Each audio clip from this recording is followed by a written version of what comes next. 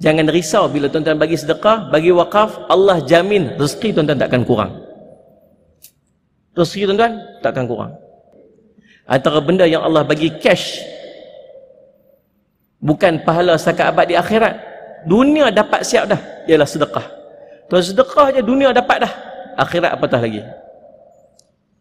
Cerita pengalaman orang duk sedekah dengan kita ni tuan-tuan banyak lah.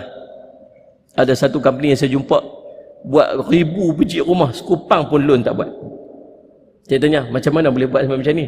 Ambil loan bank tak? Tak. Saya buat developer, ada berapa biji rumah, berapa projek dia dapat, ribuan biji rumah, dan sekupang pun tak ambil loan.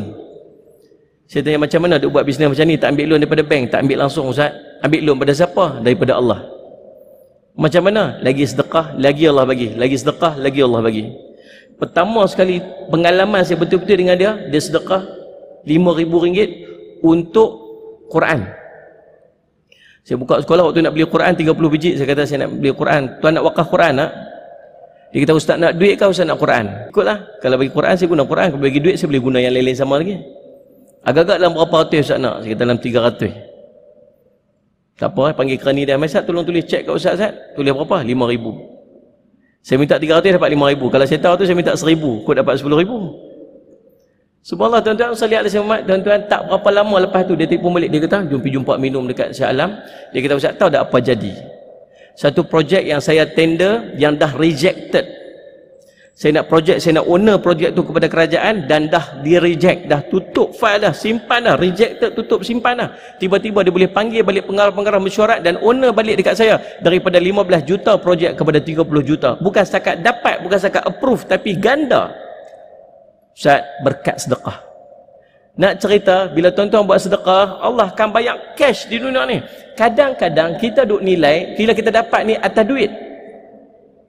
Ustaz, saya banyak sedekah Ustaz, tapi tak kaya-kaya, duk macam tu juga. Sebab nilaian kita atas nikmat ni duit. Walhal, sehat lebih mahal daripada duit. Tidak? Sehat, tubuh badan, lebih mahal daripada duit. Kadang-kadang Allah sembuhkan sakit kita dengan sedekah. Kadang-kadang Allah bagi dekat kita anak-anak yang soleh. Kalau tuan-tuan ada anak yang hafal Quran, Allah 30 juzuk dia hafal dah tuan-tuan, subhanallah. Tuan-tuan sujud syukur, mungkin itulah ada sedekah-sedekah yang kita bagi dulu yang Allah sangat nilai. Allah bagi dekat kita anak yang menghafaz Quran. Kalau ada anak-anak kita yang tak payah suruh masuk waktu azan, Allahu Akbar, dia terus pergi semayang. Tuan-tuan sujud syukur. Pasal apa? Allah bagi dekat kita anak yang taat kepada perintah Allah. Masuk waktu saja dia semayang. Nikmat paling besar kadang-kadang disebabkan oleh sedekah-sedekah yang kita bagi. Faham tuan-tuan? Tuan-tuan nak keluar satu hari, setiap hari tuan-tuan nak pergi kerja. Setiap hari tuan-tuan akan keluar pergi kerja. Setiap hari tuan-tuan ada urusan yang tuan-tuan buat di luar yang kita tak tahu apa pun boleh terjadi dekat kita pada hari itu. Macam-macam boleh jadi. Kadang-kadang Allah uji kita dengan kemalangan. Mungkin saja Allah uji kita dengan misalnya apa yang berlaku musibah dalam rumah tangga kita. Tuan-tuan, nak dihindarkan daripada musibah pada setiap hari, pagi-pagi pastikan sedekah. Waktu sedekah, niatlah kepada Allah. Mudah-mudahan dengan keberkatan sedekah tu Allah melindungi kita dan keluarga kita pada hari tersebut.